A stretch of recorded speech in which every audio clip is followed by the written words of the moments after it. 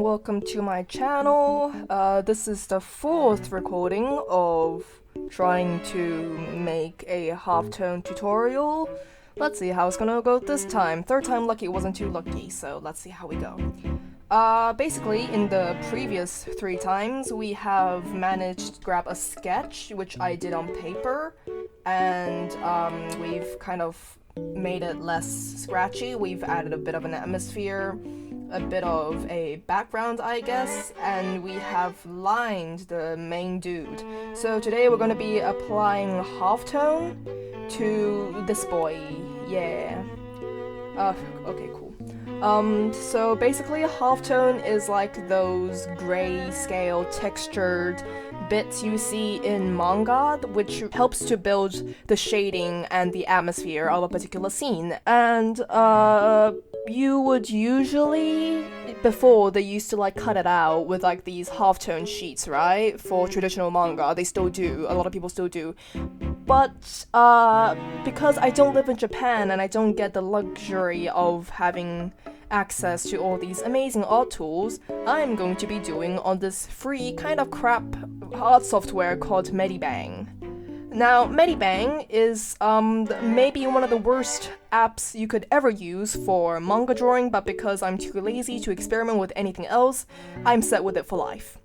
But with the crap of a software I've got, I only have access to 3 halftone types. One is hatching, which is like this, like dots. Another is vertical, which is, as it sounds, vertical. And the last one, which is, again, exactly what it sounds, horizontal, because it goes horizontal. Haha. Haha. Revolutionary. I hate it. But it creates a good enough effect, and we're just gonna dive right into it. So, to shade with halftones, I guess, you really just gotta know your cell shading well. And cell shading is like shading in large chunks. You're not using like, you can, I guess, shade in like airbrushy styles, but it genuinely doesn't look as good. So we're gonna start off.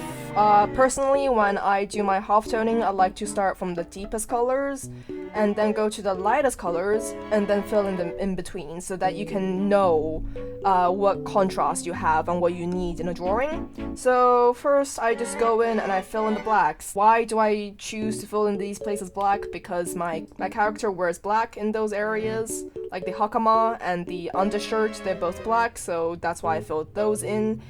But of course, a solid chunk of black doesn't look good. So I like to create a gradient effect with it.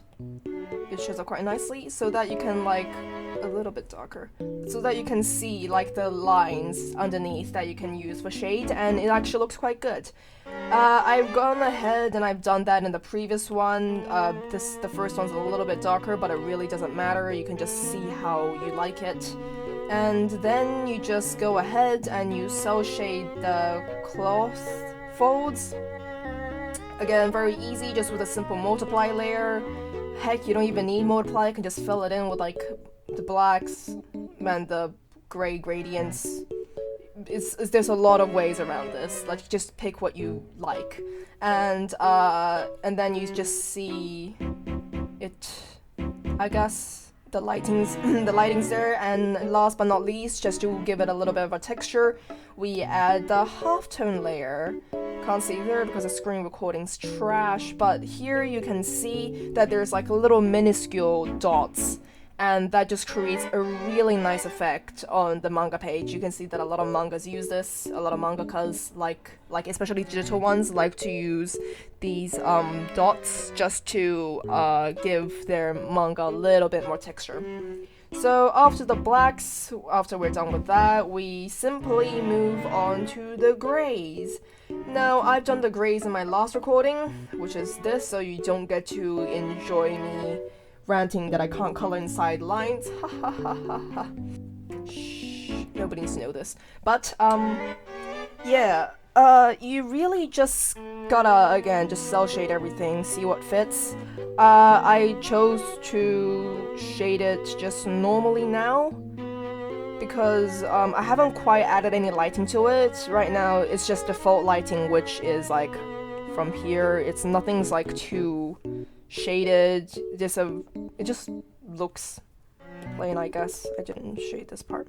Oh yeah, and a thing with color shading is that you don't really need to be too fussy about the colors you pick.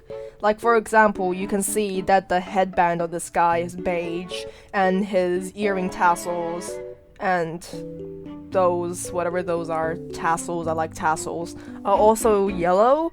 I personally don't like to, how should I say, make it colorful color, as in I wouldn't pick the yellow, right, and make it like grayscale, the exact same grayscale. I like to stick with 2 to 3 grays for any composition really, and just use those.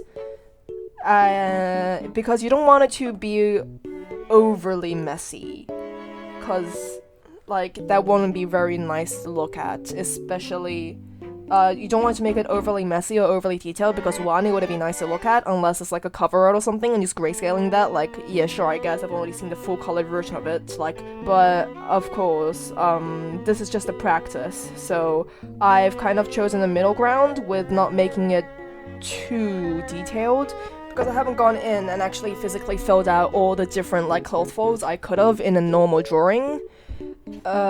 So you don't really need that for it to look. Plus, like for manga, you have like what 20 odd pages and you pump out a week. So for normal panels, you really just don't have the amount of time to fill everything in and such. I haven't. Okay, I haven't shaded the hand yet. I want the light to be coming from the bell. So like, because this will be the center point, it would just like slowly go outwards, right? So the harshest colors, the harshest grays and stuff, will be on the hand. So I'll be kind of careful in shading that in. I want to be able to shade most of it in, because a lot of it will be covered up like by a darker color. Again, it just like all comes down to how well you know stuff, I guess, because like a lot of it's light theory. There's no color theory involved, but like shading and stuff. If you don't know what you're doing, like what I don't know, like me, just fake it till you make it. Haha. It looks decent. As long as it looks decent when you zoom out, like, oh yeah, that looks like a hand, that looks like a shaded hand, then it's probably good. Sharing art tips. Fake it till you make it. Yeah, and with that out of the way, that looks decently shaded. You just go in and you you might want to add another layer of like darker gray, just to really weigh it down and like drive the fact that the light's coming from there. So I'm just gonna go ahead, I'm gonna add in a darker color.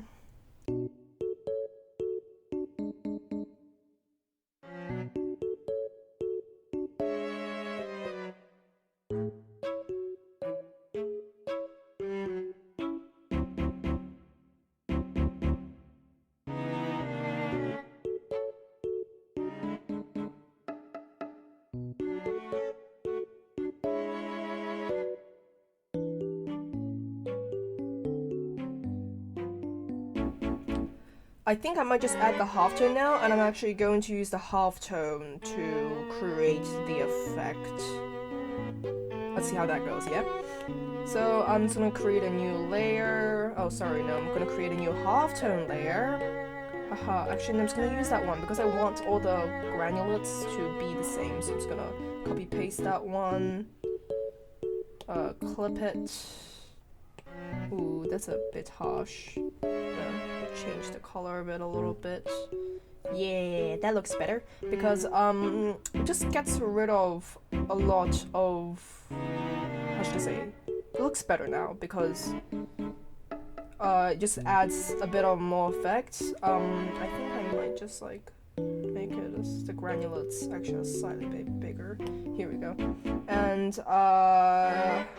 I'm just going to adjust it a bit using some whites, so like the color change can also be seen, so that like the granulates like gradually fade in here and it won't be as harsh. That looks decent, although I haven't really managed to get that lighting, like really harsh lighting effect I wanted, because I'm a dummy and I shaded both grays on the same layer. So we're going to try doing that in the backgrounds, but I'll save that for another video. This is really just, I don't know, an exercise, I guess, to, I mean, like, it looks decent, so that's good enough. That's good enough for me. I'm gonna pop the finishing product on the screen right now, and I hope this video helped. We will see you next time. Feel free to leave any suggestions in the comments, because I know my videos are trash.